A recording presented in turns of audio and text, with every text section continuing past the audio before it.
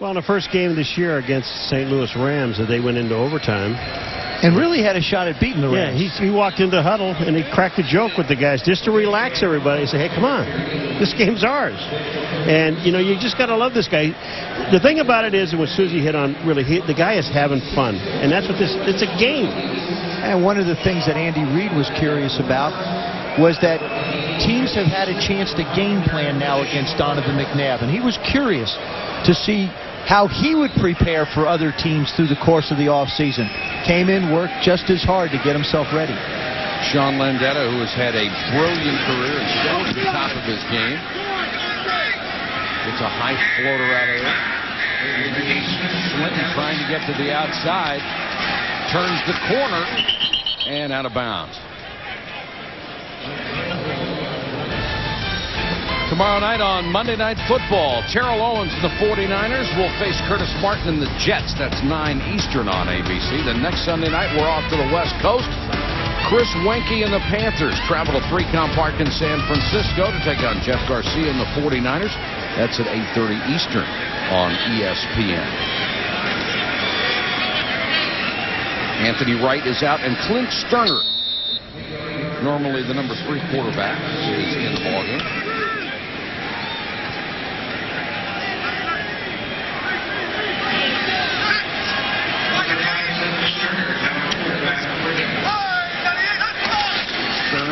Arkansas gives it off to Hambrick. Emmitt Smith, of course, out of the ball game right now. We asked him about his season goals and what's most important to him this year.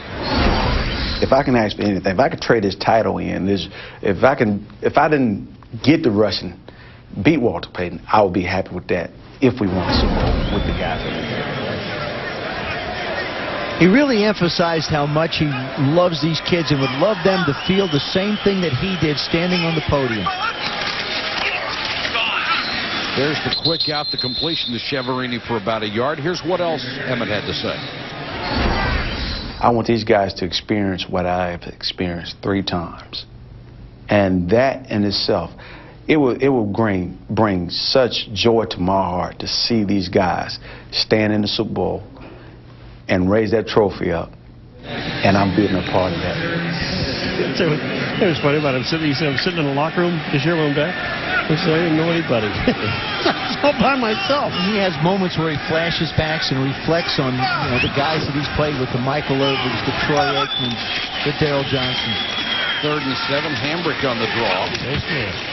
Boy, they just ripped his helmet off. That's a 15-yarder. The other thing about Emmitt, we had so much fun with him and with Dave Campo after Emmitt came out and said he thought Anthony Wright should be the starter because it would give him the best chance to win now and not Quincy Carter. So everyone was giving Emmitt grief, and we asked him if he'd met with Dave to give him his personnel input this week. And Dave says, well, normally that's a Friday meeting, when Emmitt tells me who he wants to play. So they were all in good humor about it. But that's the competitive spirit of Emmitt Smith. And everybody in the Cowboy organization recognizes that. I like what he said. He said a 50 pounds lighter Jerry Jones watching from the sidelines. But Emmitt said, I don't think anybody told Dave Campo that I'm the new general manager. There you go. Sitting next to Emmitt is Joey Galloway, who continues to find little production in this offense. You look at the experience, and it's really on the offensive line. Guys like Stepnowski, Larry Allen, Solomon Page in his 3rd year. This offense is also missing Jackie Harris at the tight end position. Face mask gives him a 1st down, and Sterner back to throw. Pressure from behind. Got the throw, and Cheverini made the catch down to the 16-yard line. These are the only 2 guys left from the 3 Super Bowl titles. 14 combined Pro Bowls, and they can both still play, Smith and Woodson, the safety. And they both still love to play as well. Not just the ability, but the heart to do it.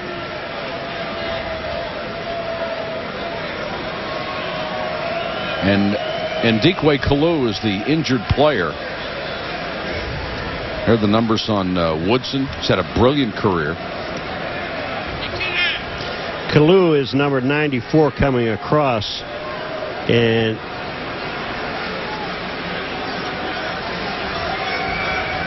We'll check on Kalu as he grabs that left ankle. First, let's go to Chris Berman. Chris.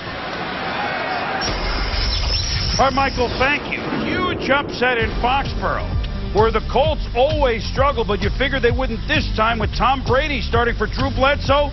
But Peyton Manning picked off 3 times, twice for touchdowns by the Patriots. Ty Law, they fought the Law, and the Law won. The Patriots humble the Colts 44-13. You know, we sit around while we're getting ready for our game, and of course our game's at night, and we get to see some of the games during the afternoon. They kept putting that score up, and I kept saying, well, they've got the score wrong. It's reversed. Bill Belichick's done a terrific job. Hats off to the Patriots. How about Antoine Smith showing up for the New England Patriots? Resurrected his career. They have needed a running game for so long to take some pressure off of Drew Bledsoe, and we hope that he is recovering, and we'll get back in the action real quick.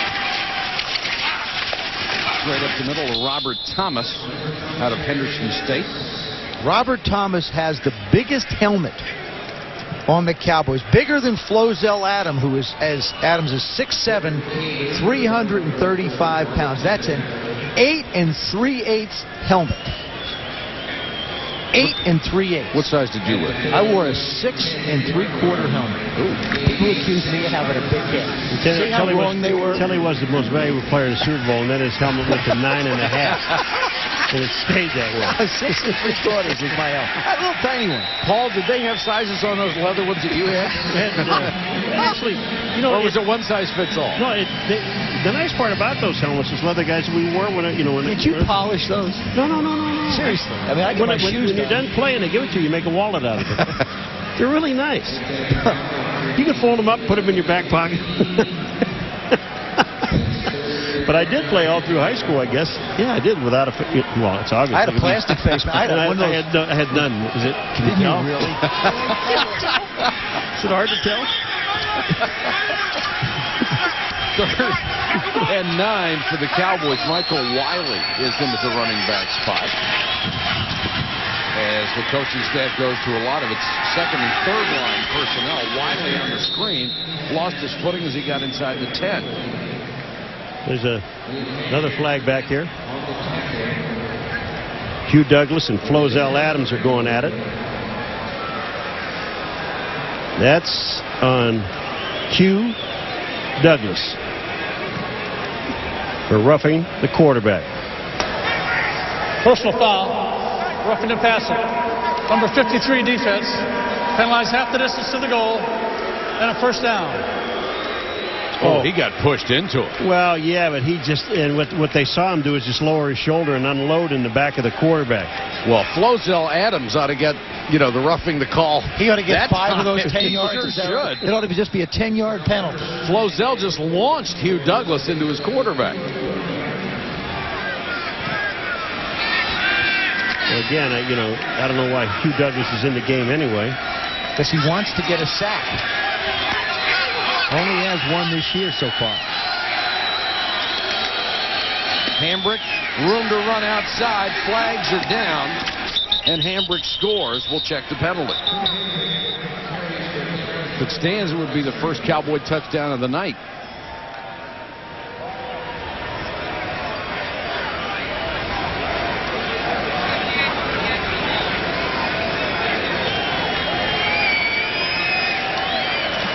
Movement before the snap, and that will cost him the score. We saw Hugh Douglas rough the quarterback, but this is Hugh Douglas, what he has done tonight on Flozell Adams. Look at the speed. That was caused the fumble with Anthony Wright.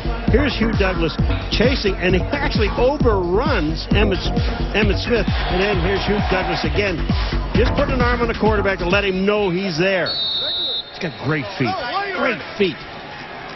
Made the Pro Bowl a year ago. Remember, he had such outstanding success with the Jets. Then they went to the 3-4, and he was not a defensive end who could play in the 3-4. No, he's a smaller 6'2", 280-pounder, 15 sacks last year. Hambrick on the toss. Blockers in front, but not anymore. Hambrick still on his feet.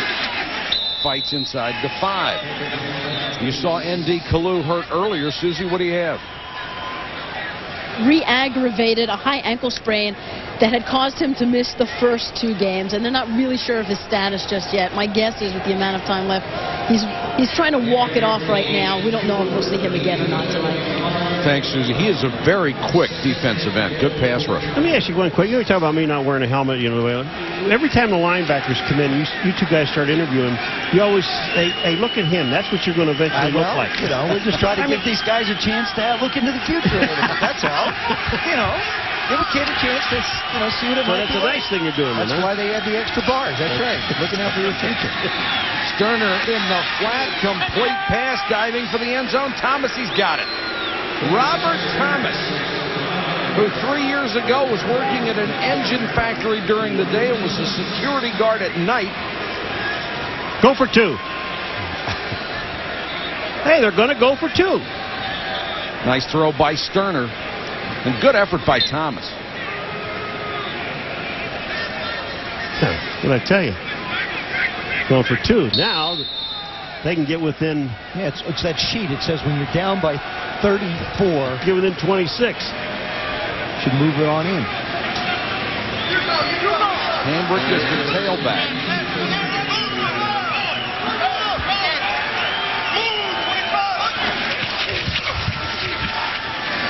Sterner to throw for it, and throws to Hambrick a little behind him. So they don't get the 2-point conversion, but they get their first touchdown of the night. And it's 40-12 here in Philadelphia.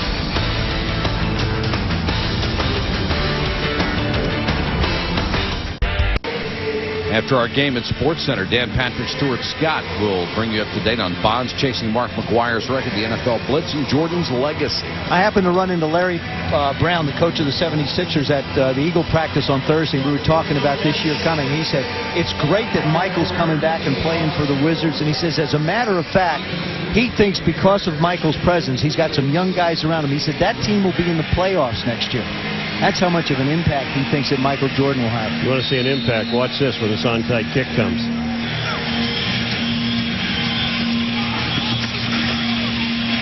Caught by the Eagles.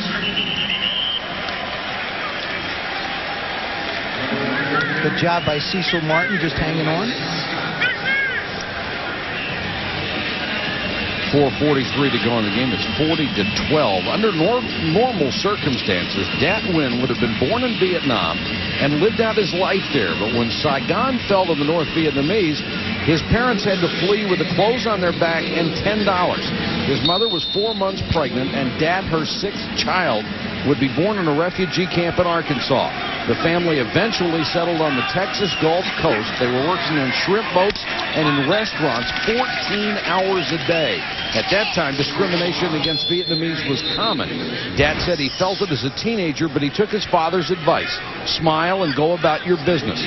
That smile, which has no trace of bitterness, comes much easier now after a brilliant career at Texas A&M and winning the Cowboys' job at middle linebacker. They were lucky to escape Vietnam. We are lucky to have them in America.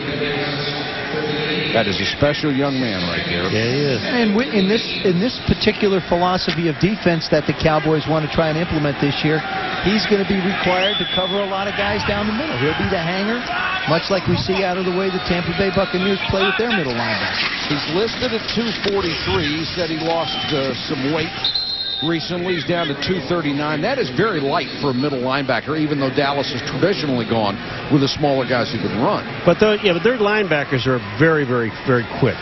Hambrick and Dat Nguyen and Dexter Coakley, they are quick linebackers, and this is not really a big team on defense. That's why Mike. Well, they're not a big team on offense. Mike Zimmer took the time in the offseason to go around and take a look at different schemes.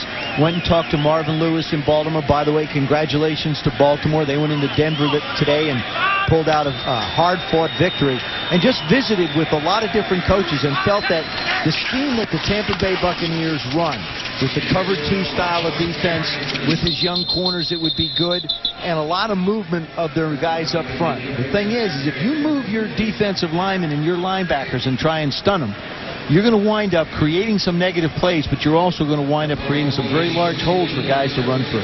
Well, I don't know if this is just the length of the game or I've sort of been stunned by this whole thing, but didn't you think Dallas's defense played rather well tonight? They continue to be put in a terrible hole by the offense and special teams. Well, their special teams really is what sunk them. But I think the defense held up very well. Once they made the adjustment to try and go after Donovan McNabb, just rushing 4 and trying to contain him wasn't going to get it done. Too many places for him to throw the football. The Eagles will kick it away with 2.5 minutes left. Landeta trying to pooch this one. Beautiful kick, hangs it high, and the Eagles will down it inside the 5. Excellent kick by Landeta. Log on to NFL.com for an in-depth analysis from current and former players and coaches. Plus, you'll get all the scores and stories from the day, NFL.com. And for the deepest coverage anywhere, log on to ESPN.com. The keyword NFL for all the scores, analysis, and breaking news from today's action. Andy Reid really building a program here, He really Joe. is. They're a young team, and they've done. Joe Banner, their capologist, has done a terrific job. They've taken some chances to sign some guys for a long time. This is a team that's going to be around and grow together. They're a close-knit, fun, hard-working group of guys, and I think that's sort of indicative of their coach. He was the quarterback coach for Mike Holmgren in Green Bay, beat Mike Holmgren in Seattle a week ago. Said he knew it wasn't your normal ball game. Sterner throwing out of the end zone and throws it out of bounds. And for the success that Andy Reid had a year ago, he was named Coach of the Year in a couple of different polls by publications.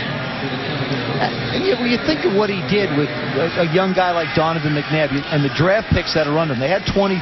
There's 17 still with the Eagles. 10 of them have started. I mean, that's really building your team through the draft, and that young man has been the linchpin for him. And Donovan wanted to send his best to his buddies up at Syracuse. Hope they get that turnaround. Here's Hambrick breaking one. William Hampton, the only one with a chance to catch him. Hampton couldn't bring him down, slowed him down, and now Hambrick will be tackled at the 15-yard line. A gain of 80 yards. He just stepped on him. He stepped on him after he tried to bring him down. Oh. Hambrick breaks an 80-yarder. We have reached a 2-minute warning at 1:58. Back after this. Thank you, Dan. We'll look forward to that. 1:58 to go here. 40-12. Eagles over the Cowboys. It was 6-0 Dallas early, and then the floodgates opened.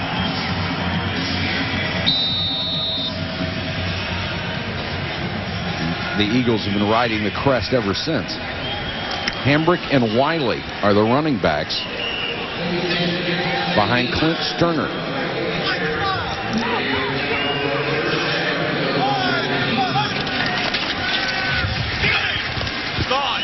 Sterner floats this one toward the end zone. Caught. Huggins, touchdown. There is a flag down on the play. Holding against Dallas. Mike, when Quincy Carter comes back, probably next week. 79 offense. 10-yard penalty. Repeat first down. Sharon Dorsey, the rookie tackle. He's going to be given an opportunity to be able to play a different style of offense than he did in the first game against Tampa Bay. Jack Riley, the offensive coordinator, was bound and determined not to put the pressure of winning the game on this young man's shoulders. But even through Emmett's prodding a little bit, he said, hey, look, if the guy's going to play, let him have the full complement. Give Joey Galloway and Rocket a chance to contribute. So Jack said that when they play next week, they're going to give him every opportunity to be able to have every weapon available to him and open up the game and learn that way. Well, isn't that the point? Let's see what Quincy had to say about it. And we asked Emmett what he thought about Quincy as the new starting quarterback. I believe that he can play football and he can throw the football and he's a good, solid quarterback. You have to learn how to become an NFL quarterback. You have to learn how to read defenses and make quick decisions and get the ball in the right people's hands at the right time. And really, the only way he's going to learn that, one, sit on the bench like other young quarterbacks have done and watch somebody else do it, or go out and do it himself. Or Donovan McNabb. Exactly. One of those two, or do it himself. There's a couple different ways to approach it. One of the things about Quincy is when he first got to the practice in a mini camp, he walked up to Emmett and he went, wow. Well, I can't believe I'm handing the ball to Emmitt Smith. And Emmett said, you better get over it, son, because I'm here and this is real and you can help us win. So, you know, put the little dream world behind you. You're in the big world now. Clock stopped with 1:01.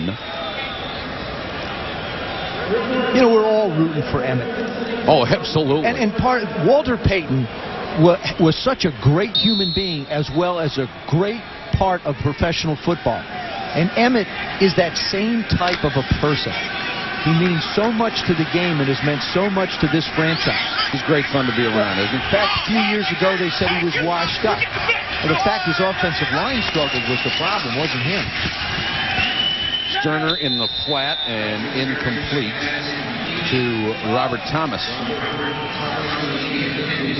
We have learned to appreciate groups of people that we may have taken for granted before. There is Dawkins giving a game ball to one of the Philadelphia firemen in attendance here. We'll never see these guys the same way again, and that's good, because they have always been there for everybody. Our hats are off to you, fellas. What an emotional day in New York. Oh. Wow, the Giants. Congratulations to the Giants after going through that emotion. You didn't know which way it was going to go. 3rd and 6 for Sterner. Now he dumps it off to Wiley, and Wiley gets the touchdown. No flags on this one.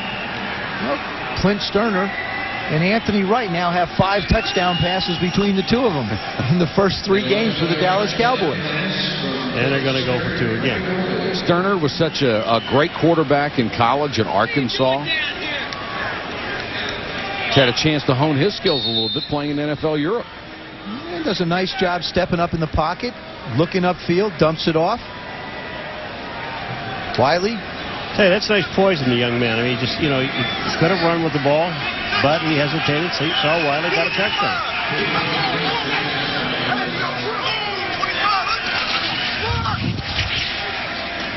Sterner again goes for the corner, but Wiley can't get there. So they fail on the 2-point conversion. But a couple of courtesy touchdowns makes at least look, the scoreboard makes it look a little better for the Dallas Cowboys. Joining ESPN Tuesday night, 7 Eastern, we say goodbye to Mile High, the last football game played at Mile High Stadium in Denver. The show will include some great flag football plays from Joe Montana and John Elway, as well as some great wireless sound for you Tuesday night at 7 Eastern on ESPN. Everybody has nothing but good things to say about the new Mile High. And we'll get a chance to see it a little bit later on this year. Get out there and see the Denver Broncos again. Isn't this league turning into a group of haves and have-nots? Well, the have-nots from Cleveland and Cincinnati, for example. New England, everybody thought would be downtrodden. They came up big today against what looked like an unstoppable Indianapolis offense. Cincinnati played it real tough against San Diego. San Diego coming back. You got to feel great for Norv Turner, because he's a heck of a football coach that got cut a raw deal and got blamed for a lot of things that went on. And I think what you see in the Washington Redskins now is some of the struggles that they're having makes you appreciate just how good a football coach Norv was in handling that offense. And Marty will have to go find his kind of players to get the job done there. But Cleveland coming up big again.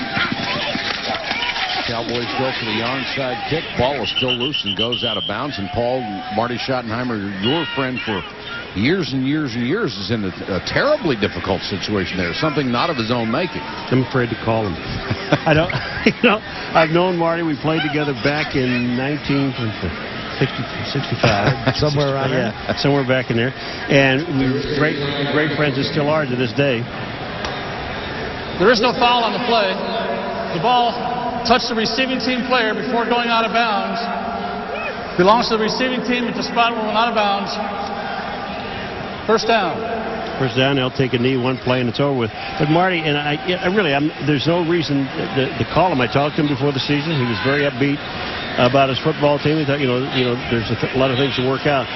But we'll see him a couple times this year. Oh, I know we're going to see a couple times. We got him against New Orleans in the last. Well, it could have been the last game of the season, may or may not be, depending upon how the league decides on the playoff picture and where the Super Bowl will be played and how it will be played. But right now, the Washington Redskins are not a very good football team. And speaking of the Redskins, by the way, we asked the Cowboys if they would have any interest in Jeff George, and the answer was a complete no. I'm curious to see if anyone will sign Jeff.